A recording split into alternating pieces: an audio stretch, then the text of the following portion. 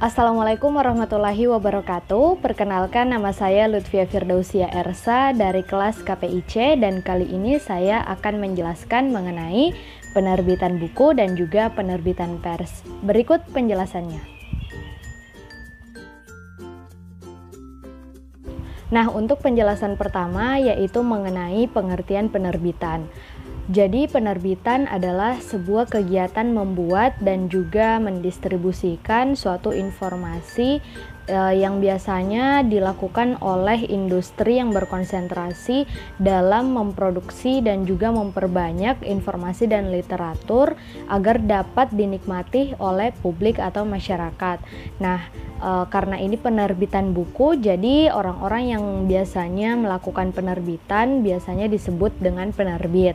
Penerbit sendiri adalah sebuah perusahaan atau sebuah lembaga yang memproduksi sebuah barang berupa buku dan kemudian dijual agar modal yang telah dikeluarkan itu terkembalikan ditambah dengan keuntungan. Itu yang dimaksud dengan penerbit. Nah, dalam penerbitan buku terdapat beberapa bagian-bagian yang berperan dalam menerbitkan buku. Yang pertama adalah bagian editorial.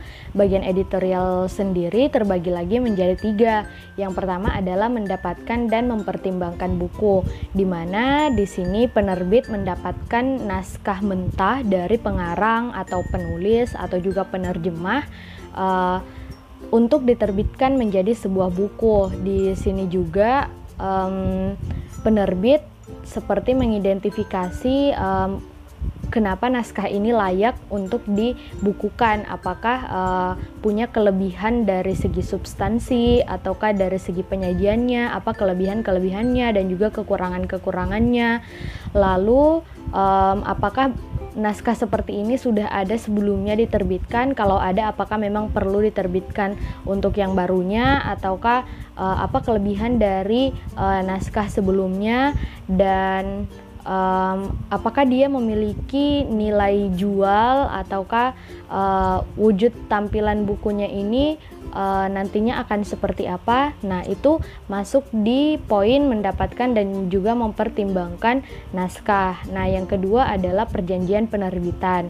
Di bagian perjanjian penerbitan ini terdapat pembahasan mengenai penyerahan hak dari si pengarang kepada penerbit terkait naskah yang diberikan, dan juga di dalam perjanjian penerbitan ini juga dibahas apakah pengarang memang benar-benar menulis naskah itu secara real, secara nyata, maksudnya tidak ada plagiasi, memang karyanya sendiri atau seperti apa.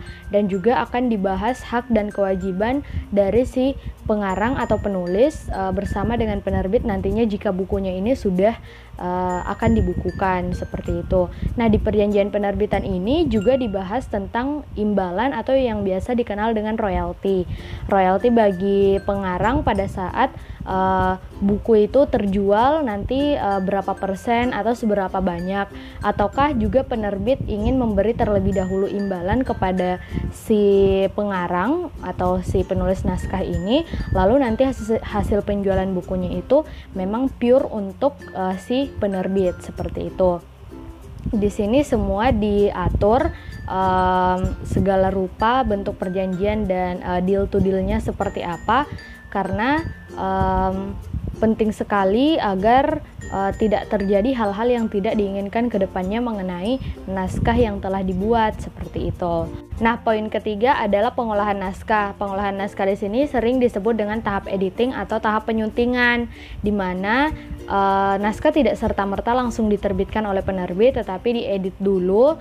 Apakah misalnya dalam segi bahasa, apakah ada yang belum baku, ataukah mengandung unsur sara, ataukah ada ketidaksopanan, atau ada yang mesti ditambahkan, dikurangi. Dan di sini juga editor berdiskusi bersama si penulis untuk menentukan penampilan bukunya seperti apa, sesuaikah dengan pembaca, dan intinya editor dan juga pengarang harus saling berdiskusi dalam pengolahan naskah ini. Nah, bagian yang kedua adalah bagian produksi. Yang pertama adalah menentukan rancangan buku.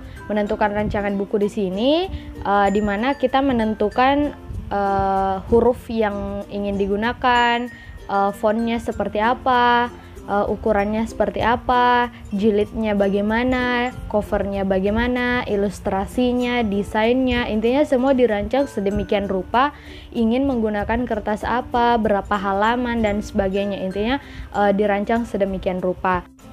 Nah, bagian yang kedua adalah produksi buku. Di bagian produksi buku ini adalah waktunya kita mengeksekusi rancangan yang telah kita tentukan di poin awal tadi, yaitu rancangan buku, seperti dibawa ke mesin percetakan, lalu dicetak halamannya berapa lembar dan bagaimana, dan juga nanti di sini ditentukan tata letak dari penyesuaian si naskahnya. Misalnya bab 1 itu diperbesar ukurannya supaya orang-orang itu bisa lebih tahu kalau oh ternyata ini bab 1, agar itu menjadi lebih menonjol. Terus yang kedua juga misalnya ada kalimat yang ingin ditekankan, mungkin bisa diberi ilustrasi atau efek apa, itu semua dieksekusi di dalam produksi buku ini. Sepertinya sudah dicetak seperti itu bukunya, sudah diterbitkan.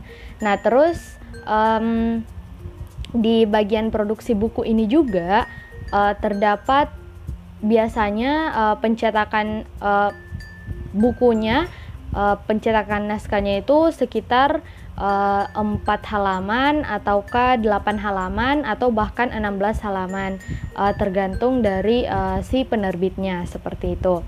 Nah, terus yang terakhir adalah bagian pemasaran. Bagian pemasaran di sini terbagi lagi menjadi 2. Yang pertama adalah promosi. Promosi maksudnya adalah memperkenalkan buku yang telah diterbitkan ini itu dipasarkan ke masyarakat atau dipromosikan ke masyarakat. Caranya bermacam-macam. Ada lewat disalurkan ke perpustakaan-perpustakaan, ataukah melakukan bedah buku, melakukan diskusi, melakukan pameran buku, ataukah launching buku dengan si pengarang, dan sebagainya. Dan pada saat pilihan-pilihan tadi seperti misalnya bedah buku, nah waktunya kita di situ mempromosikan buku apa-apa yang menjadi manfaat atau menjadi kelebihan dari buku itu, kenapa kalian harus memiliki buku ini, itu di bagian promosi. Nah, terus yang kedua adalah distribusi dan penjualan. Distribusi di sini tidak lain dan tidak bukan adalah ke toko buku, atau biasanya penerbit punya langganan toko buku langsung, itu langsung diterbitkan di toko buku yang sudah diincar, seperti itu. Bagusnya juga penerbit melakukan pendistribusian atau penjualan ke sekolah-sekolah langsung. Jadi sekolah-sekolah bisa langsung membeli langsung ke penerbit, seperti itu. Karena ini juga biasa terjadi kalau penerbit sendiri yang langsung menjualnya ke masyarakat.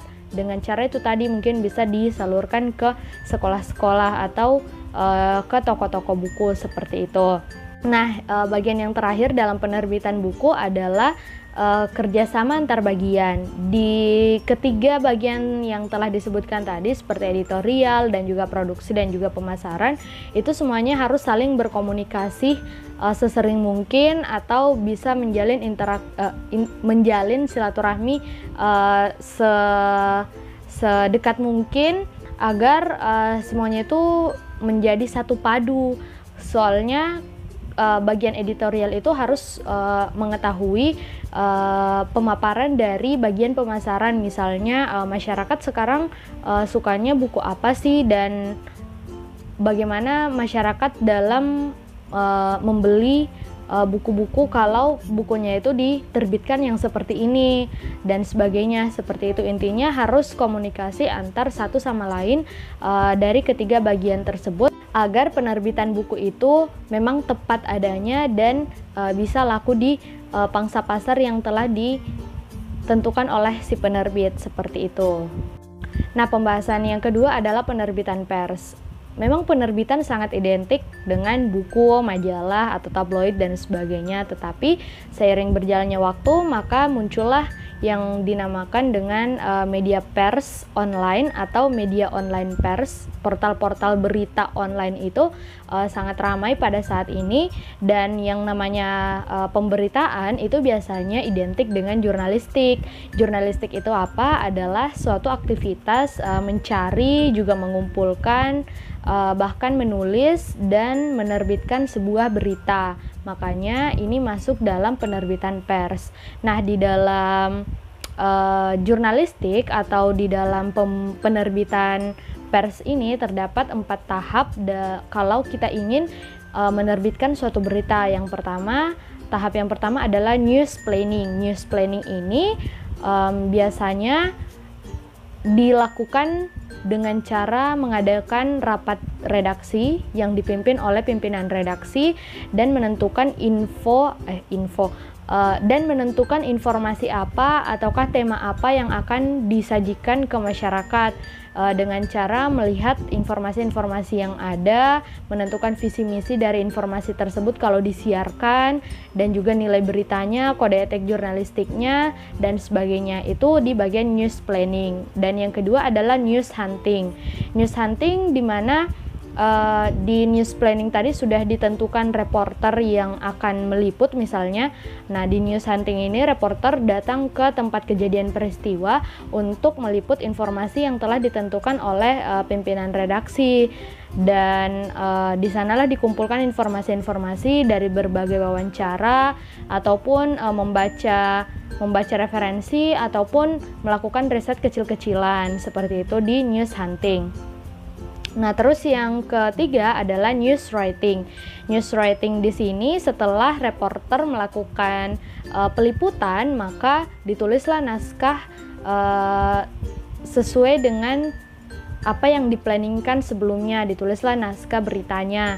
Dan yang terakhir adalah news editing. Nah, di sini babak finalnya yaitu diedit naskah yang telah ditulis tadi oleh si reporter, maka diedit lagi misalnya dari segi bahasa dan memperhatikan kode etik jurnalistik yang berlaku. Dan yang terakhir adalah menerbitkan berita ke portal media online. Nah, selain itu juga terdapat sifat-sifat pers.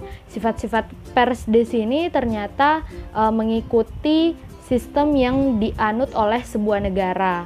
Dan secara umumnya terdapat 4 sifat-sifat pers.